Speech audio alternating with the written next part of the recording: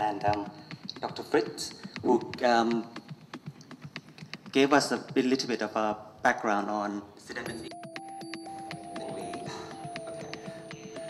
So, here's our conclusion. YCAPs have the right to reach their full human potential, such as access to comprehensive sexuality education, but that some rights of the YCAPs are sometimes abused and denied, not because we are young, but because it is difficult to assert our rights because we are young people. For a variety of reasons, difficulty to enter Korea because of the availability of the oral substitutions treatments. There's a lot of our community who are still under the treatment of methadones and the other oral substitutions, and then that would be a big problem. And the visa, as well as yesterday already been mentioned. Programs must be sensitive to the differences between protection of human rights and violation of those very rights. Respect the self-determinations and autonomy of women and girls. Sexual and reproductive rights and freedoms must be recognized as a fundamental human right. For transgender health, we have continued advocacy for gender and gender-sensitive policies within respective communities and countries. Provision of comprehensive health services that are specific to transgender population. And this will enable better programs for transgender in the region too.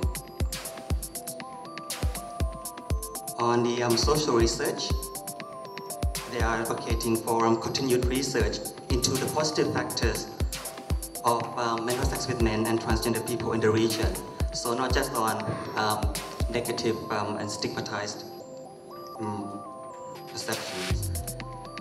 And lastly, in line with international commitments such as the MDGs and UNGAS, because we love quoting these, framework documents, governments should ensure access to treatment and services for everyone, wherever they are. We also have specific recommendations to the ICAAP organizers, and the first one is about where conferences should be held. And we say that we have to ensure that conferences are always held in a country where there are no HIV-related restrictions and where marginalized and key affected populations do not face huge barriers in securing entry. Second is we also felt global action is required to stop trade agreements being negotiated that jeopardize affordable access to treatment.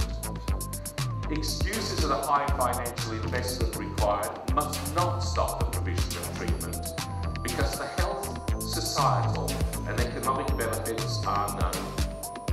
But treatment as prevention to progress, it must incorporate a rights-based approach to treatment without coercion and with respect for privacy and confidentiality. Apart from that, we had a magic show, a bit of dancing and a little bit of singing. It was right good fun. 그리고 내일 바로 서울에서도 한미 FTA 반대 시위가 열립니다.